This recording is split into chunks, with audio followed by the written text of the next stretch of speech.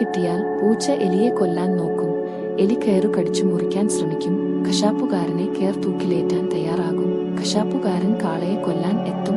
കാള വെള്ളം കുടിച്ചു വറ്റിക്കാൻ നോക്കും. വെള്ളം തീ കെടുത്താനെത്തും. തീ വടിയെ കത്തിക്കാനൊരുങ്ങും. വടി നായയെ അടിക്കാൻ നോക്കും. നായ പന്നിക്കുട്ടനെ കടിക്കാൻ വരും. പന്നിക്കുട്ടൻ മരപ്പടി കടക്കും. ഞാൻ ഇന്ന് രാത്രി വീടെത്തും. എന്നെ ഒന്നു സഹായിക്കണം. എന്നാൽ പശു അവളോട് പറഞ്ഞു, നീ അക്കരെയുള്ള കൂമ്പാരത്തിൽ പോയി ഒരു പിടി വൈക്കോൽ കൊണ്ടുവന്നാൽ ഞാൻ നിനക്ക് പാൽ തരാം.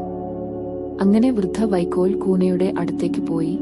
അവർ വൈക്കോൽ കൂനയോട് പറഞ്ഞു, വൈക്കോൽ കൂനേ, വൈക്കോൽ കൂനേ, എനിക്ക് നീ കുറച്ചു വൈക്കോൽ തരുമോ?